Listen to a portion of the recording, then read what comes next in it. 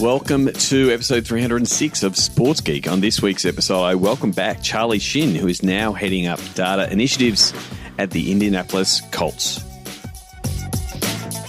Welcome to Sports Geek, the podcast built for sports digital and sports business professionals.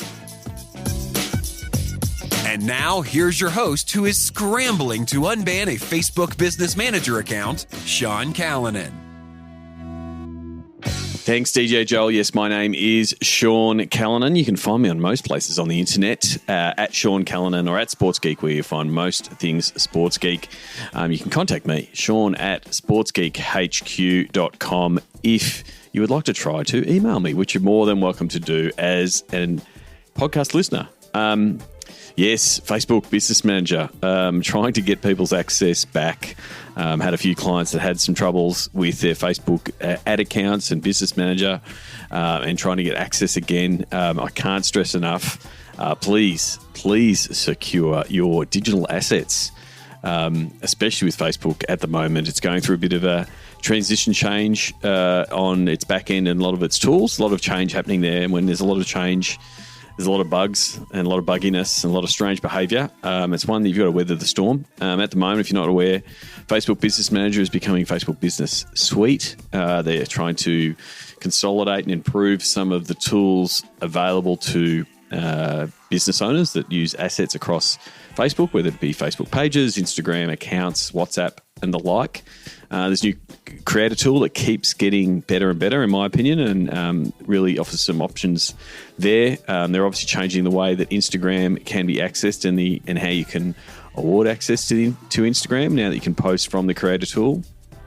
And there's a stack of changes in the way that pixels are being implemented around the iOS 14.5 changes. So, been up to my neck in Business Manager and now Business Suite as it's been rolled out with a few different clients where we're helping them understand both the opportunities there, but also just doing a bit of cleanup and assessing of what their digital infrastructure looks like across their entire business. So if you think you need a review and an assessment of everything digital and the opportunities that Facebook and Google and the like offer you and what you need installed on your website and apps, please get in touch. Like I said, Sean at sportsgeekhq.com or sportsgeekhq.com/phone call.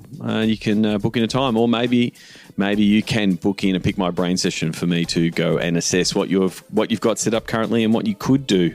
And you can do that at sportsgeekhq.com/pickmybrain. Before I get into this chat with Charlie Shin, who is now at the Indy Colts, previously at the Major League Soccer, MLS, just a quick update. As of recording, the Gravitas Glory Beer campaign is fully funded. It's going to close shortly as I'm recording now, but will be completely closed by the time this episode goes out. Thank you to everyone who supported the campaign. Great to hit the targets, sell a stack of beer, get some engagement and some good press around the campaign and the team.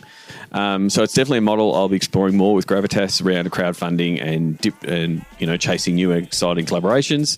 But I do think it's really an opportunity for other sports teams and esports teams. So if you're interested in looking at it as a model and seeing how you might use it as an activation or a way to do some unique things in the merch or a collaboration like this we're doing here with a beer, with a craft brewery, please get in touch. As always, thank you very much to my Patreon subscribers. You can support what we're doing in the sports business space by going to sportsgeekhq.com/Patreon. It helps to cover all the bills around the podcasts, creating the email newsletter, and everything else we're doing in the sports business space. So if you're a Patreon subscriber, I really do appreciate it. If you haven't yet, please check it out and appreciate your support at whatever level you can afford. Now, here is my chat with Charlie Shin from the Indianapolis Colts.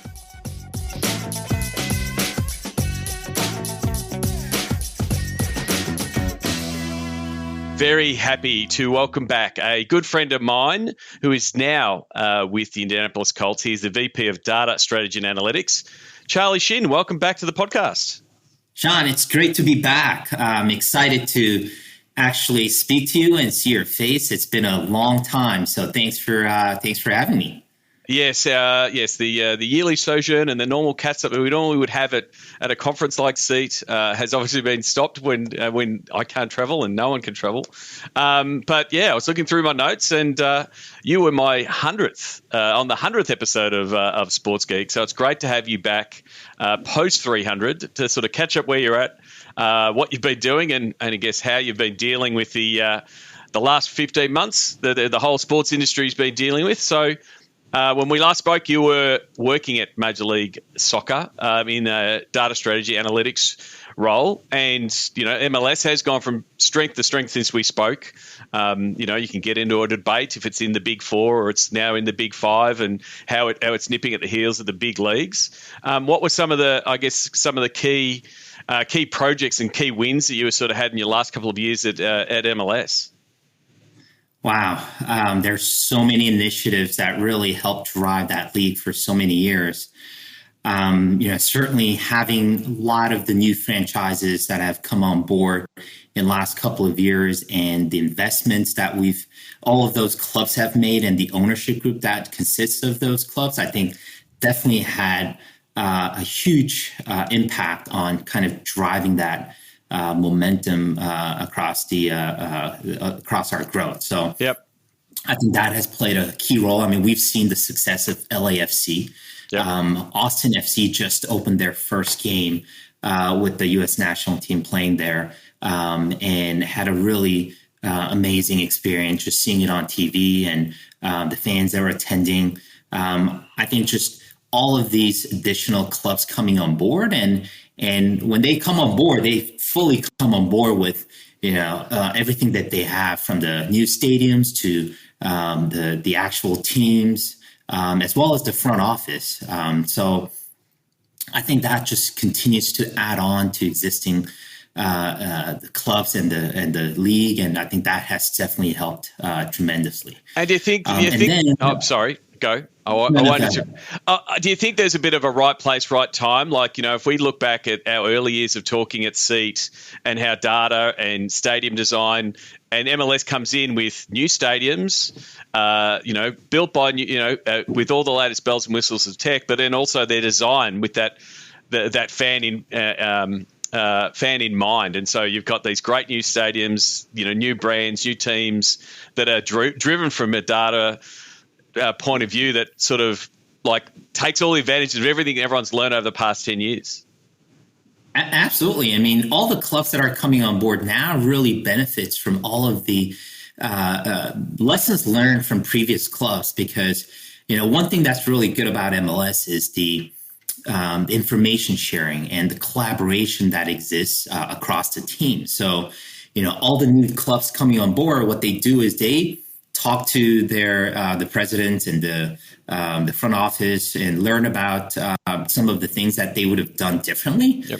As well as looking at some of the success on features within the stadiums and how it gets launched, how it's presented. All of that is reflected into their new club launch. So obviously, with the going through a lot of these new clubs coming on board, I could imagine the one that's coming up, the most recent, would have had all of that benefit of learnings that has come across and take advantage of that. So I think definitely there's a benefit to that. But I think right now everyone's just riding that wave of the soccer nation, and we've talked about this vision that our commissioner have, and expecting the U.S. to become that soccer nation, and building that soccer nation. At the center of that is MLS and the role that they're playing. And then with the 2020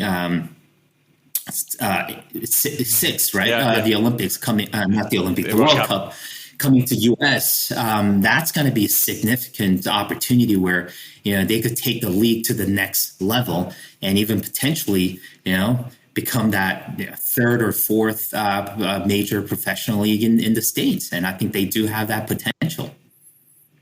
And it's one thing, I think, it's even in my part of the world, soccer, football, depending on where you are, is that, lots of participation, lots of people playing, and then converting them and getting them into games and getting them into into stadiums. I think that's something that it's always been the untapped, the what if in the world of football in developing markets like the US and potentially Australia.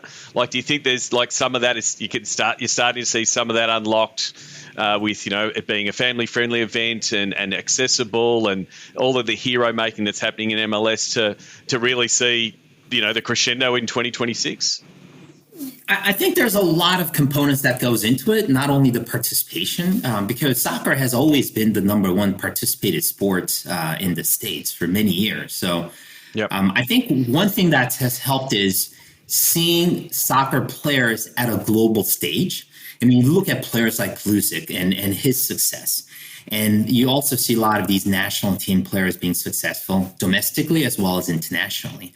And what that does is that sets a inspiration for a lot of these young kids who want to continue to play.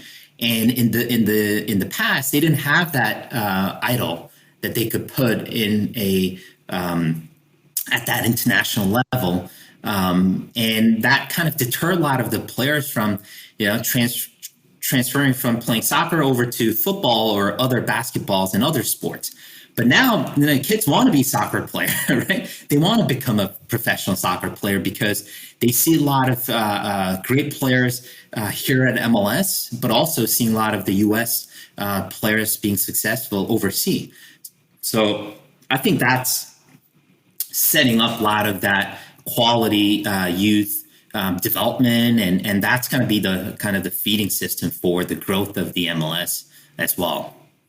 And so a last one on the MLS piece, like working on league side, like league has certain objectives and certain projects that it wants to work on, and then the teams have their own, their own objectives, their own local markets. How do you get, and sometimes there is friction and sometimes those goals are not aligned. What were some of the things you did, from a MLS and a data point of view that tried to bring some alignment there? Because, like I've worked in clubland and now I've got my own esports club, and that friction between, hey, I want to do this as a team, the league wants to do this is always a sometimes healthy and sometimes unhealthy tension. Yeah, I think we had at the MLS, I think it was a little bit more aligned, and there's a lot more collaboration that's taking place. And I think that's because there is a set kind of vision and understanding of the market, as well as understanding of the core audiences that we needed to go after. And then what are some of the capabilities that we needed to develop in order for us to achieve that? And then from a programming or activation standpoint, certainly the clubs could go and invest and activate differently. But there's a lot of times in order to get there, there's a lot of key infrastructure that needs to go in.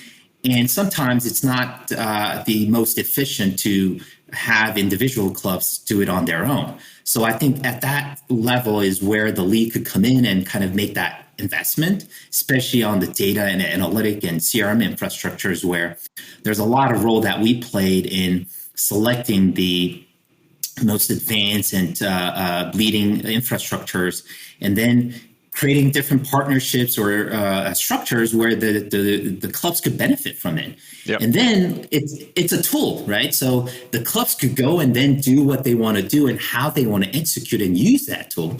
But what we're trying to focus on was, how do we provide that tool most efficiently and build it in a structure they're going to have access to a lot of these rich data that the league has access to, and then being able to combine that with the clubs, so then they could go and execute that's most relevant to their market. So I think although yes, it is the same areas, and certainly there's different interests and different needs by market, but overall from an infrastructure standpoint and a lot of that capability standpoint, it was more about, how do we help them elevate that? And then each of those clubs could kind of take that and go and run on their own. So now you are at the Indianapolis Colts, as I said, VP of Data Strategy and Analytics. You joined there January 2021, right in the middle of smack bang of what we've been going through, and moving, and then on top of that, moving from league side to team side. What was it like? What was your first couple of weeks starting at the Colts, I guess in the middle of a season, in the middle of a pandemic? I mean, it's certainly not the circumstance that I wanted to kind of make that transition, but it was such a great opportunity. I just couldn't pass it up. And, having worked at the league for the last 15 years, always kind of felt that I didn't feel felt close with our fans, right? Yep. It's like you're there. Yes, you're supporting all of the 27 clubs and helping them build better engagement with their fans in their markets, but just didn't feel like that they were my fans or my market. So always felt like there was a distance there. And I felt at some point, I really wanted to go and work at a club in a very specific market where I could kind of build that out, right? And have that relationship with our fans, go deeper beyond just helping build the capabilities or infrastructures, but be able to actually execute against it, learn from it, and rebuild it. So when this opportunity came along, great ownership. Yeah. The Irsay family has such a great reputation in the market as well as in the industries. The work that they've done to help grow the sport of football, but also all of the work that they've done in the community was everything that I kind of wanted if I had to work for a ownership group. They kind of represented that. So kind of check that box going, okay, this is definitely ownership group that I want to work for and be part of that organization. And then the market, Indianapolis, it's not a small market, as well as it's not the major big markets like New York and LA, where there's a lot of competitions and saturations and a lot of noise in the market.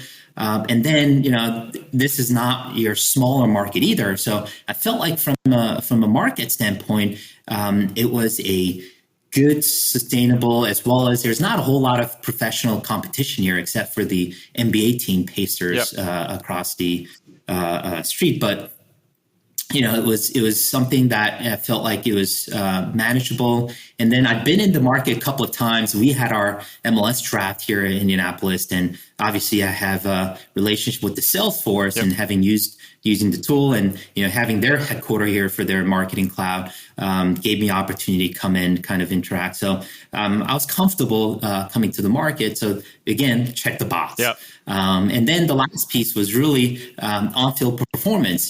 Being when you go and work for a team, you want to work for a team that has a pretty quality on-field product. And looking at the Colts for many years, they have won the Super Bowls. They have great coaching staff and GM staff, technical teams here.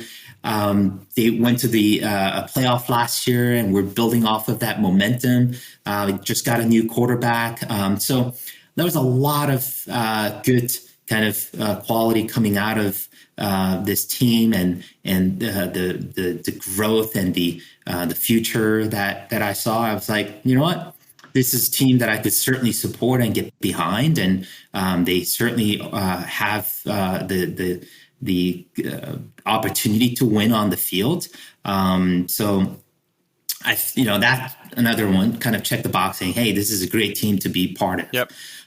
So when thinking of all the different kind of elements in wanting to and deciding whether or not to make that transition, I just felt like it was a no-brainer. And then the COVID was just another factor that meant, this might be a good transition time period for me to kind of step away from the work that I've done at the MLS and then kind of go and work at the club level. So the one point that was really that I took away from there early on was you're talking about the difference between, I guess, the league role, but also from a data and a fan point of view and the team role. Like, you're right. No one is a fan of a league. Like, yes, I watch NBA, or I watch NFL, I watch MLS, but the passion, I call it like the tattoo metric. Like, people will get a tattoo of the Colts logo on, but they're not getting an NFL tattoo. They're not getting an MLS tattoo.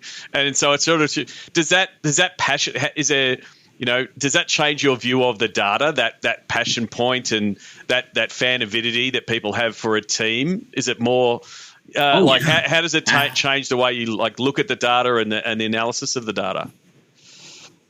Oh, even the application, right? Because at the league, a lot of the data points that we were managing were the data the engagement data coming from the league platforms, right?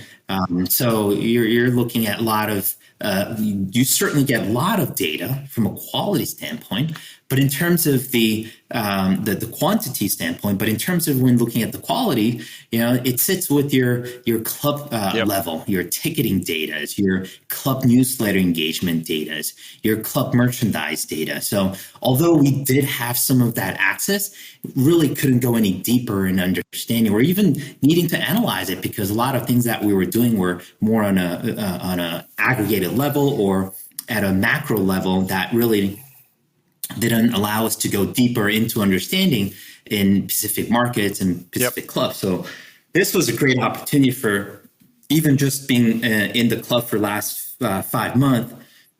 I've worked on building out the variable pricing models as well as dynamic models for our upcoming 2021 season, as well as our suite pricing strategies.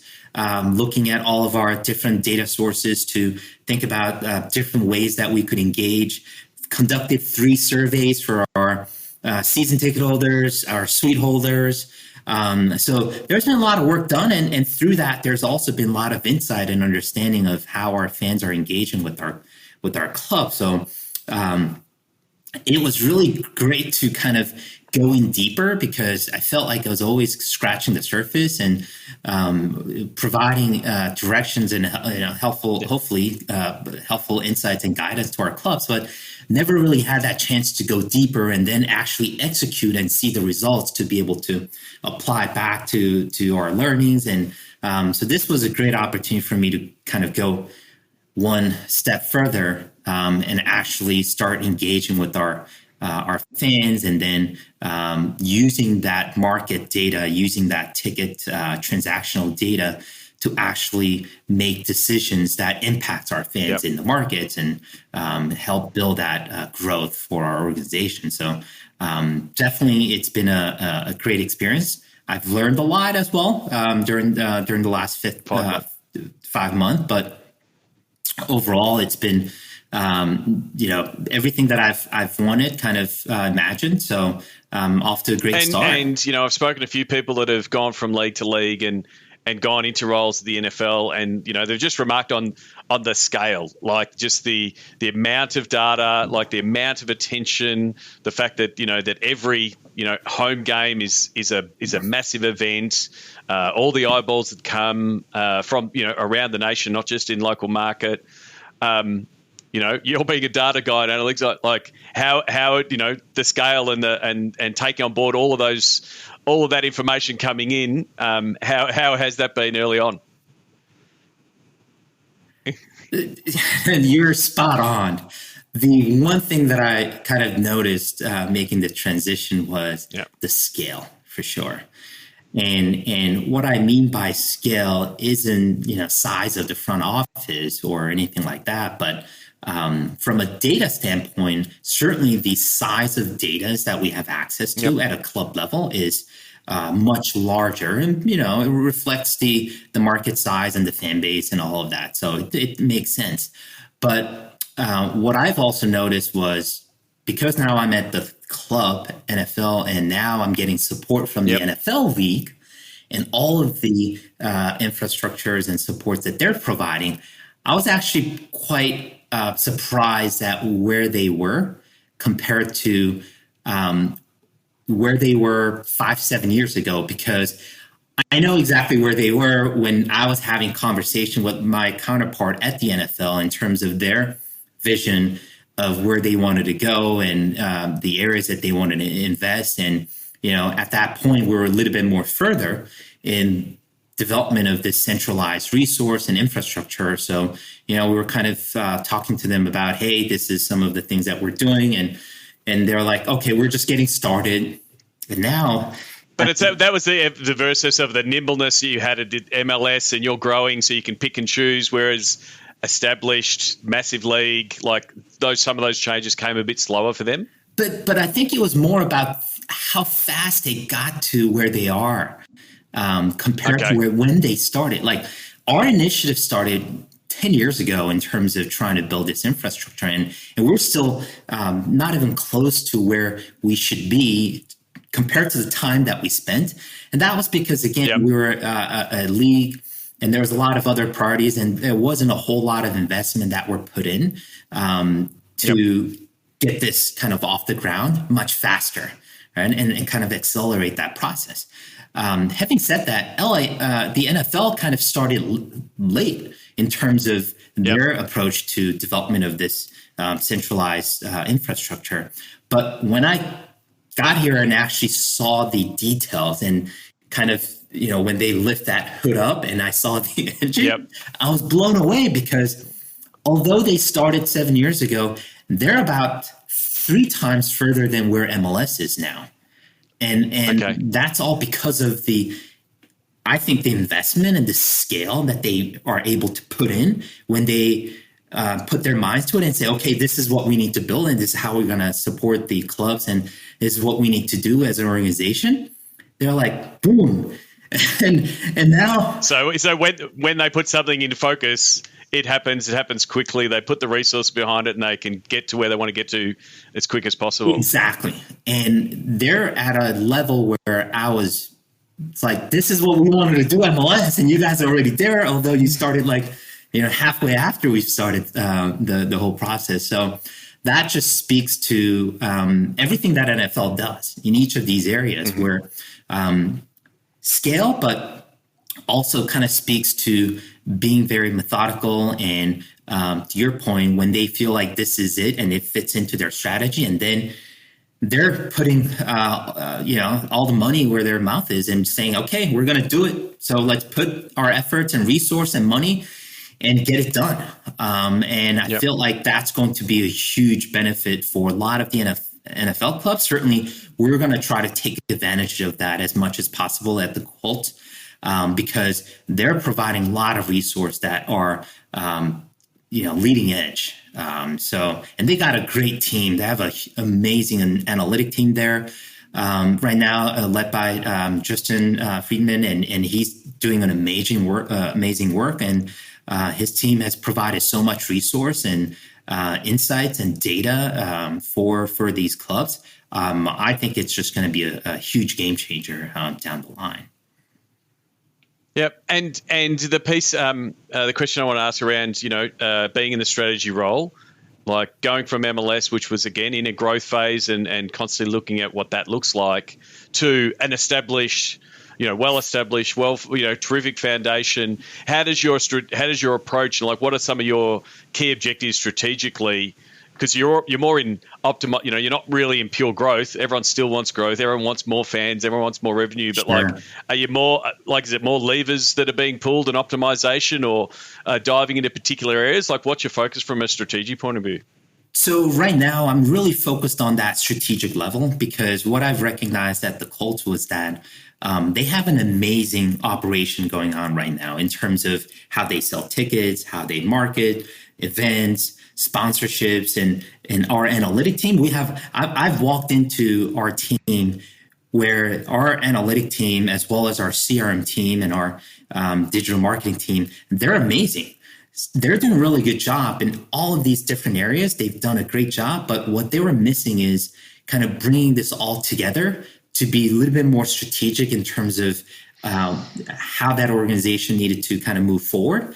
And that's the piece that I think I could come in and really help out.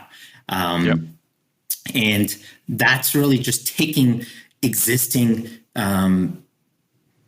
things that they were doing, whether it's an infrastructure or all of the different programs that they've put in place, and then just helping them kind of bring that all together from, a lot of things that I'm focusing on is market segmentation. So defining who do we need to go after? Let's be a little bit more strategic about how we allocate our resources in terms of who we target within the market, as well as working on understanding some of that KPIs. How do we measure our success, right? Because a lot of times, which is a similar case across all professional sports, is that we're so focused on the operational KPIs.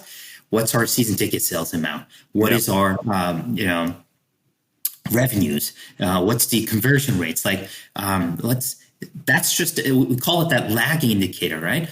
what's the leading indicator that we want to be focusing on? Because if we do that well, all of this is going to achieve in the way that we want to get to. So we got to first focus on being consumer oriented and then understanding who they are. Yep. How do we grow them, and what are the important things that we need to measure against them? And once we do that, then it's going to lead to greater retention. It's going to lead to greater ATPs. It's going to lead to greater conversions in our season tickets and all of that. So those are some of the work that I'm working on. And then the infrastructure, right? Again, a lot of investment has gone into different technologies, but very much point solutions and driven by different departments for their different needs. But now as an organization, in order for us to be really impactful in the market, we got to think holistically and look at all these technology platforms collectively and say, okay, how do we bring all this together and make sure that they're talking to each other? And then where are the inefficiency that exists within the technology platforms where there's a duplications, right? And some are maybe we don't need it because we already have these kind of capabilities on other solutions. So bring that all together is some of the work that I'm going to be doing for the next year and a half. Yep. You discussed a little bit on some of the projects you worked on so far, like coming out of COVID. Hopefully we're in, now next back to normal. Like how are you, setting up the plans for next season? Like, we're starting to see stadiums be filled both indoor and outdoor in the US as more people get vaccinated, but there's still some reticence from people coming back and unsurety and, that whole equation. How do you try to set some plans to say what next season might look like? Like how are things like affecting things like your variable pricing and knowing how much inventory is going to be out there? How are you trying to figure out what next season might be like and what fans might be doing next year? Sure. It's day by day just because of, it's a very fluid situation. Good new thing is everything's kind of moving toward positive direction. Yep. In terms of seeing, economy open up, vaccination distributions numbers going up. So that's all positive, especially with our season opening up in September.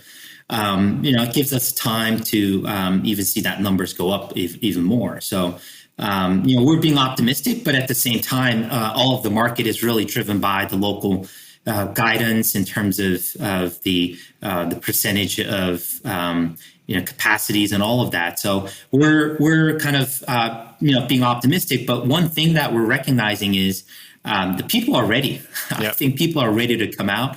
We've seen it from other markets, right? So like Atlanta is a great example because they were one of the first markets that opened up full capacity. And we've seen it from Atlanta Brave games as well as Atlanta United games where they fully opened up the capacities and people are ready to come out. And I think that's a good positive sign for us. So we're being optimistic, and that is getting reflected in a lot of our strategies that we're working on. There are one interesting feedback that we've gotten from our as we were having conversation with our ticketing partner is that they were mentioning that there's multiple venues that they're managing across the states, and obviously there's different events, concerts that are coming back and opening up, and they share kind of interesting insight where they compare two events where one, it's fully opened, no restrictions, taking full capacity, compared to other events where they're still requiring people to wear masks inside, or they're saying, hey, we're going to limit the capacity to 50 or percent. What they were saying is that they're actually seeing much faster sales on no restrictions versus events with the restrictions. Okay.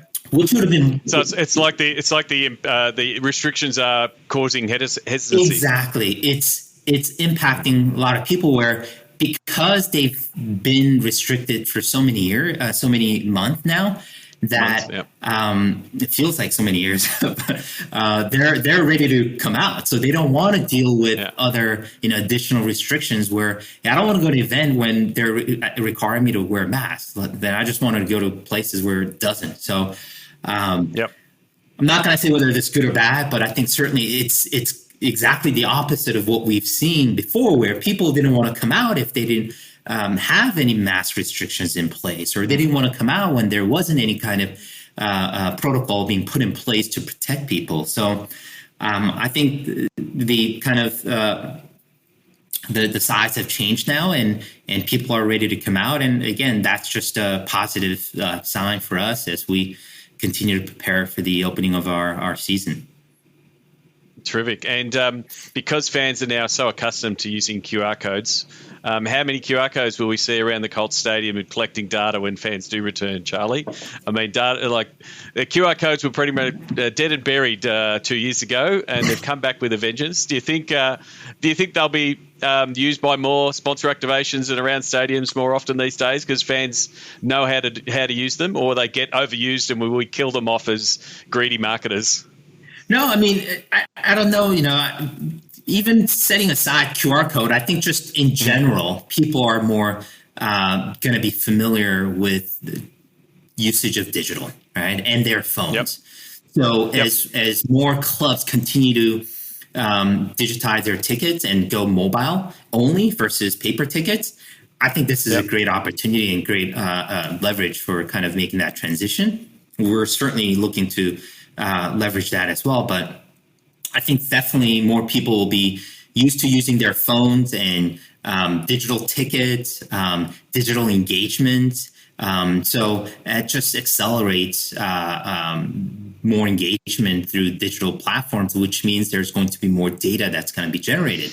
But having said that, there's also a lot of policies and changes that are taking place in the market that's also limiting access to data as well at the same time. So with the new privacy restriction that Apple is introducing, and a lot of the conversation, especially in the States, that are taking place about the privacy policies and a lot of these social digital companies and their usage of those data. So we'll see how that goes, but it's certainly a lot of changes that are happening within the market that we just need to be updated and keep ourselves on the conversation.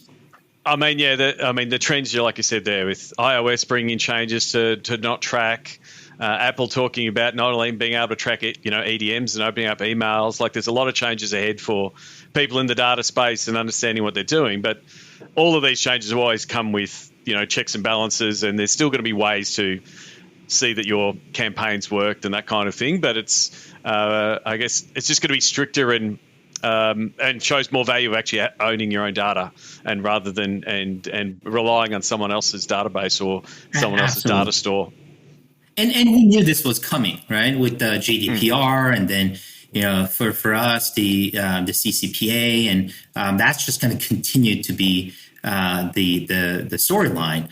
But as a marketer, I do truly believe that if we are able to serve our customers better in a transparent way, they will share their information because they see the benefit of it, right? I think it's all about the trust and the show of the value to our fans in terms of how we manage their data and how we're being careful with the usage of the data. But at the end of the day, if there is a value that comes out of that sharing of that data, then why not, right? Even just putting myself in a consumer standpoint, and when I interact with different companies, if I know that there's a value that I'm going to get by sharing that information, whether it's personalizations or a offering or certain benefits, then I'm okay with it. But I only do that with the brand that I trust, right? And I wouldn't do that with the brand where I'm not familiar with, or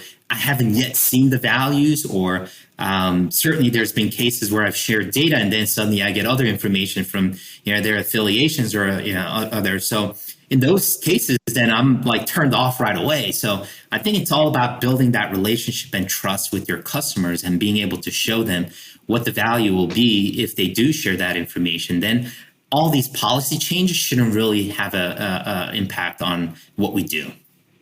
Yeah, definitely. I mean, the too long don't read is, if you're a bad marketer and have bad intentions, these changes are going to hurt you. But if you're good at what you do and you have a really strong trust factor and you're delivering value, you won't be affected because you're already following those rules. It's not like you have to change your behavior. And, the way you just described it, is that way. And I think that's where sports has an advantage in this space. Back to that point of, passion point. You've already got a really high trust value and passion point for someone to say, yes, I will sign up because I want to get, this info from the Colts, and I want to have that personalized relationship, and I want to feel like I'm in part of the locker room.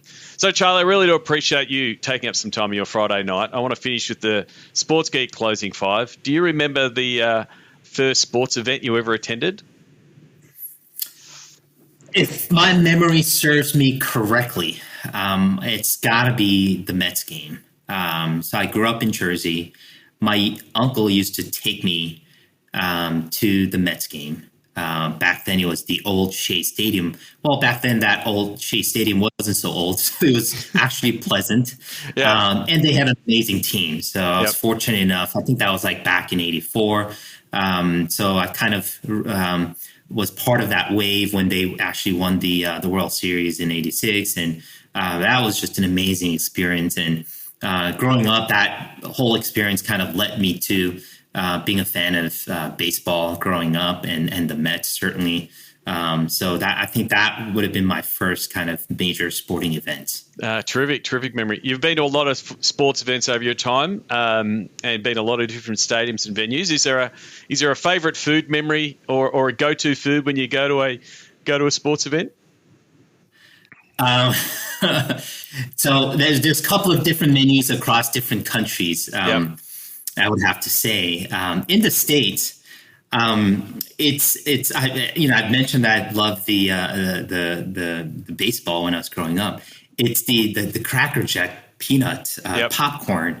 Growing up, that was like one of my favorite. And I would always, when I go to baseball, grab that, and they got little stickers in there that I would kind of take out, and then the popcorn and the peanut in there. It was just it was great. So that certainly kind of brings that memory. And even to this date, if I go to stadium, I try to kind of get one of that and eat it. And then I've also went to a lot of sporting events in South Korea when I kind of worked out there for a couple of years. Yep. And they have a pretty interesting culture. Their food and beverage in stadium isn't as advanced as in state. So a lot of times what happened is you have a lot of food vendors in front of the stadiums. Yep. And then you buy a lot of that, and then you actually go in and eat it there. And they have these it's called like spicy rice cake, but it's really spicy. It's made out of rice, and it's something that I enjoy even outside. But it was really nice to just buy one of that, and then we would buy a bottle of soju, and then we'll bring it in and we'll just drink it and eat it and watch the games. But that's would be kind of my favorite food in South Korea. Yeah. Terrific. What's the first app you open in the morning? It's got to be my Outlook. That's fine. Yeah, because one, it got all my schedules. So I'm kind of one of those guys, wake up and just make sure I check my schedule for the day. And then I check my emails just to see what has come across. And then the next app that I go is my New York Times, and just catch up on my news for the morning. Yeah. Is there someone that you follow or admire that the podcast listeners should follow, and why? I do. I don't. Of course, your podcast is like my number one go-to. No. This is not a handball to seek self-praise. I actually want a genuine nomination, Charlie, but I do thank you. So Malcolm Gladwell is someone that I've besides his podcast, because he started podcast pretty late.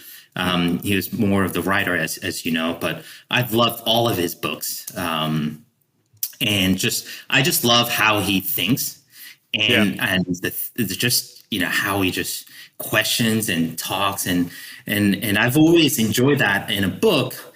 And then now he brought that over into his podcast, Revisional History. And that again was great because one, it wasn't sports. So Yeah. it actually got me outside of sports and hear about all these different stories that, to his point, they just never thought about, right? It really gets you thinking, and like raises question, like, you know what, this makes sense. I've never thought of it this way. So it's a great ways that get you mind thinking and gets me off of sports topics. So it is a good listen. The only fear I have when I find some of my authors that I really like start getting into podcasting, they sometimes stop writing. So Bill Simmons is a really good example. Like, he wrote and wrote and wrote, and now all he does is talk. And I still like listening to him, but occasionally I'm like, Bill, can you stop writing? So hopefully affliction doesn't happen to Malcolm Gladwell. He seems to be pretty consistent in churning out books, but hopefully that doesn't happen. Yeah, I mean, he's made quite a bit of investment into the world of podcasts. Yeah. He's created this whole company that does, a lot of other podcasts outside of his, which I've now started to kind of extend into. But definitely, he's one of my favorite. Yep. Terrific. Lastly, what social media platform is your MVP? So what's the one platform that works for you? And then maybe you can put your Colts hat on and say what platform is working for the Colts. Sure. So personally, yes, I'm kind of in that old generation still. I use my Facebook and, keep touch with my friends and families and around the world. So Facebook is my number one kind of social media platforms. I tried TikToks and, my kids laugh, and then that was it pretty much. You just get dragged in to do the dance as the dad on TikTok and you go, that's it, I'm done. Exactly. I'm that one of those dads that come up here and there, time to time, and that's pretty much it. And then professionally, LinkedIn, again, I think that's one of the best kind of professional channels that I've used to connect with people and also connect with a lot of the, I support a lot of students in trying to help them get into the sports as well as kind of develop their careers in sports. So that's been one of the key channels that I would utilize to connect with our students as well. So it's certainly for that. Yep. So I'm going to stop you there because that is a really good point, and it's one that I do get asked a lot, and I'm sure you're the same, working in professor roles in multiple universities. Like, what is the... And when anyone asks, how do I get into sports? I'm like, start learning data, learn how to chop and slice Excel and understand, because that's where there's a great need. And the need for more people in that space and more skills in that space hasn't stopped. Like, the appetite's amazing. But for someone like yourself that's in the space, what is like some of your advice to those young students trying to break into the world of sport? I tell them, don't try to get into the sports, not because it's not a good industry. What I've tried to tell them is, like, try to not focus on the industry, but try to focus on your skill set. So whether that's analytic or marketing or, communications, media, or, whatever, finance, legal. Because I tell them every sports organization has exactly similar roles that every other industries have. So you don't necessarily have to be in like sports to like be in a specific area to do the sports. Yep. If you are in finance, you could still do sports. If you're in legal, you could still do sports. HR, you could still do sports, right? So what I tell them is, like, as you start your career, don't focus on the industries, but focus on building the skill sets, because those skill sets in time will get you into the industries. But even if it doesn't work out in your industries, you could always go to other places because that skill set would always be with you. Yep. But if you start in an industry, in an area that you don't like or enjoy because you want to start in sports, it's not going to work, because if that doesn't work out, you've spent 3-4 years doing something in that area that you didn't enjoy. Now you have to start all over again to be able to do something in other industries, right? So I say to them, like, look, find your passion for a certain skill set that you want to do, whatever that area is. And then if you could do that within sports, that's great. But even if you can't do it in sports, try to build that experience first. Yep. And then try to find opportunities, then get into the sports. So that's kind of the advice that I've given my students whenever I can. It is terrific, because more and more sports are hiring. There is this perception that you're always hiring inside sports, like you're hiring someone, from another team or another league, which does happen. Like we've just evidenced there, you've gone from MLS to an NFL team. But you're right, bringing in someone with if I want to go Liam Neeson, a particular set of skills, right, that can analyze the data and come back to, hey, here's the model. It's lifting the bar internally.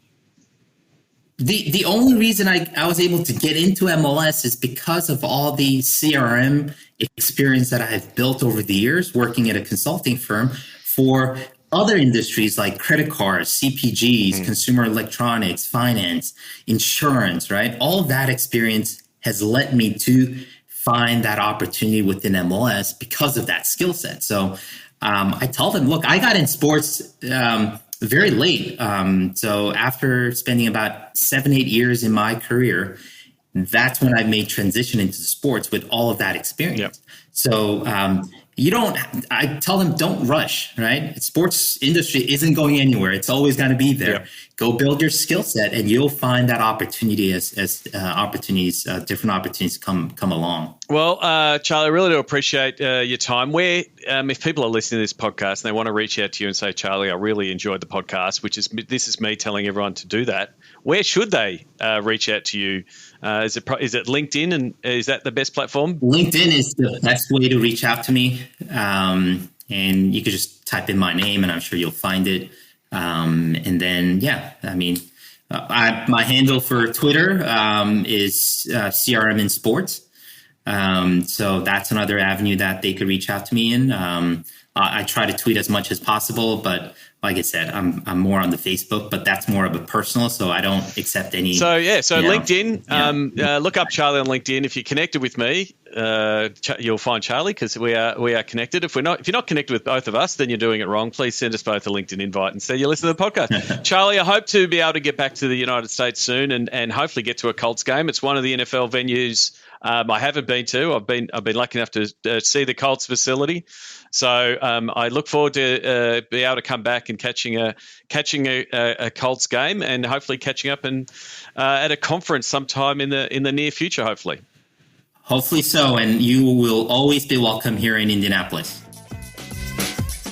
Learn from the Sports Geek Amplify Season 1 cohort: Timo, Vlast, Stellar Algo, Ubi Park, and Zoof. For more, go to sportsgeekamplify.com.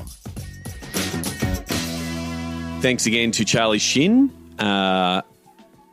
CRM in Sports is his Twitter handle. Send him a tweet and also send him a message on LinkedIn. Tell him that you listened to the episode and that you enjoyed it. I'm really looking forward to seeing what Charlie's going to do in the world of the NFL at the Indianapolis Colts. As we discussed, there's a lot of opportunities there, and it's going to be exciting to see the NFL kick off with a full season as the sports world starts recovering from the last 18 months. So please reach out to Charlie. Tell him that you listened to the episode. If you're someone similar as Charlie, looking to change jobs or changing jobs or looking for a job and need a hand, might need a phone call. And if there's a way that you think I can help you as a podcast listener, I'd like to help you. I've opened up office hours specifically for people looking for a job or looking to change careers or just need a little bit of help, potentially recovering a position if they'd lost a position as part of the pandemic. You can go to sportsgeekhq.com/office hours and book in. Let's have a chat and see if we can get you back on the path. Before I wrap up, just wanted to talk about digital to dollars because I'm applying it in a few different ways and a few different projects at the minute. So I want to discuss how it could work for you and for your team. And it really comes down to what is the objective for digital for you? Is it fan growth? Is it digital engagement?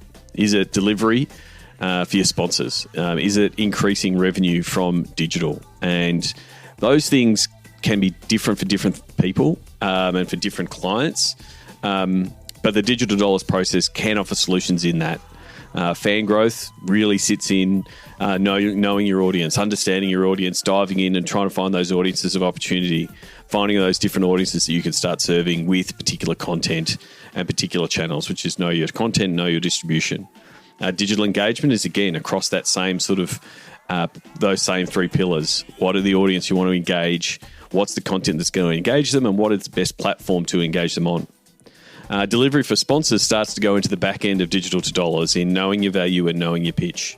So what can you deliver them from a content point of view? on the platforms that the fans like, but then also deliver the outcomes for your partners. And then increasing revenue from digital, the easy one or the simplest one is digital activations and digital results for your partners. But it also includes selling tickets, selling memberships, selling merchandise.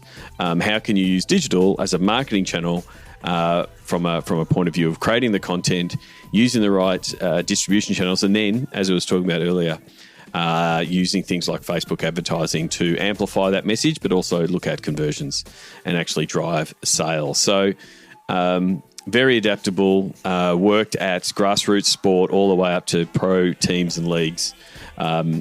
Please get in touch on Digital to Dollars. You can find out more at digitaldollars.com, or you can send me an email. The question I'm going to leave this episode with is, have you planned your digital upfronts? What are digital upfronts? Well, they're exactly the same as in the TV industry. They always promote the new TV series that are coming out, and they push it to their advertisers in what is termed upfronts to say, hey, here's going to be the new hot shows coming out. Which ones do you as a advertiser want to be a part of? So digital upfronts are that, profiling your best pieces of content and campaigns that you plan to do over the next 12 to 18 months to help your sponsors to go, yes, I want to be involved with that piece of content. So I'm a real strong believer in these digital upfronts and setting it up as a means to help your commercial team sell what you're doing in the digital space. So if you want to talk about how to set up your digital upfronts, please get in touch. That's it for this episode. As always, I want to work on big problems. Normally it starts with a phone call. You can book that sportsgeekhq.com/phone call. You can book in for a 2-hour session, whether it's to look at your Facebook Business Manager, review a marketing campaign, or review a pitch you're about to put to a sponsor. That's exactly what the Pick My Brain sessions are for. Don't forget, you can check out some great sports technology companies at sportsgeekamplify.com. There's Timo, Stellarago, Zoomph, UbiPark, Vlast. Please check them out. They're quality organizations. And as always, you can sign up at Patreon to support what I'm doing in the sports business content space. sportsgeekhq.com/Patreon. And don't forget, follow my esports team at Gravitas on Twitter, at GravitasOS on Instagram. We're currently sitting third on the ladder in the LCO. It's unforeseen territory for us to be in a positive margin on the win-loss record. We're not familiar with it, but we're dealing with it. And then I also find out that Elon Musk names his latest drone ship a short full of Gravitas. So it's great to have Elon on board as a Gravitas fan. Until next time, my name is Sean Callanan, and you've been listening to Sports Geek. We'd love your support on our Patreon campaign. Go to sportsgeekhq.com/Patreon. Have you listened to the Sports Geek Amplify series? Go to sportsgeekamplify.com to listen.